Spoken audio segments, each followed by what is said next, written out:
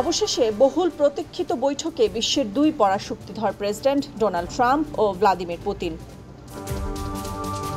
টানা ৩ ঘণ্টা বৈঠক শেষে কাটল না রাশিয়া ইউক্রেন জট।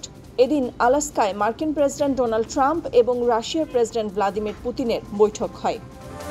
যদিও বৈঠকের উদ্দেশ্য ছিল রাশিয়া ইউক্রেন যুদ্ধের অবসান ঘটানো, তবে এ বিষয়ে তেমন কোনো আশার বাণী ছিল না বৈঠক শেষে সংবাদ সম্মেলনে। তবে বৈঠকটি ইতিবাচক হয়েছে বলে জানান ট্রাম্প। সংবাদ সম্মেলনে মার্কিন প্রেসিডেন্ট জানান, অনেক বিষয় একমত হয়েছে, তবে কিছু বিষয়ে কোনো চুক্তিতে পৌঁছানো যায়নি। তবে ট্রাম্পের যে প্ল্যান বি অর্থাৎ পরবর্তী বৈঠকটি হবে কিনা তা স্পষ্ট হয়নি সংবাদ সম্মেলনে। যদিও সংবাদ সম্মেলন শেষে পুতিন ট্রাম্পকে বলেন পরবর্তী বৈঠকটি মস্কোতে, আর জবাবে সময় চেয়ে নেন ট্রাম্প। মনে করা হচ্ছে দুই দেশের নেতাদের মধ্যে এই বৈঠক শান্তির পথ খুলে দিতে পারে। এই সময়ে ইউক্রেন রাশিয়া যুদ্ধের অবসান ঘটানো খুবই গুরুত্বপূর্ণ।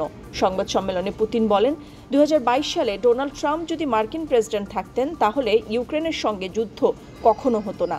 ট্রাম্পের প্রশংসা করে পুতিন বলেন, গত কয়েক বছর ধরে আমেরিকা ও রাশিয়ার মধ্যে খুব একটা ভালো সম্পর্ক নেই, কিন্তু এখন ভালো যোগাযোগ শুরু হয়েছে, যা প্রয়োজনীয় ছিল। ইউক্রেনের সঙ্গে শান্তি ফেরাতে তার ইচ্ছা এবং আন্তরিক আগ্রহ দেখানোর জন্য ট্রাম্পকে ধন্যবাদও দেন রুশ প্রেসিডেন্ট।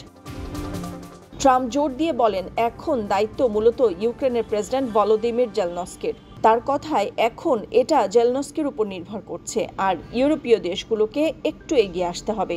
যদিও এই বৈঠকে জেলনস্কি আমন্ত্রণ পায়নি। ট্রাম্প ইঙ্গিত দিয়েছেন, ইউক্রেন ও ইউরোপীয় অংশীদারদের সঙ্গে ভবিষ্যতে আবারও আলোচনা হতে পারে। চুক্তিতে না পৌঁছলেও ট্রাম্প ও পুতিনের আলাস্কা সংবাদ সম্মেলনের ইউক্রেনের নিরাপত্তা নিশ্চয়তার বিষয়ে আলোচনা হয়েছে। এছাড়াও স্থানীয় ও বৈশ্বিক নিরাপত্তা এজেন্ডা নিয়েও আলোচনা হয়েছে। দুই রাষ্ট্রপ্রধানের বৈঠকে সবচেয়ে নজর কেড়েছে তাদের সখ্যতা। পুতিনকে যেভাবে নিজ দেশে আমন্ত্রণ জানিয়েছেন ট্রাম্প, তা রাশিয়ানদের জন্য মনে রাখার মতোই। নাদিরা জাহান, নিউজ ডেস্ক, সারা বাংলা।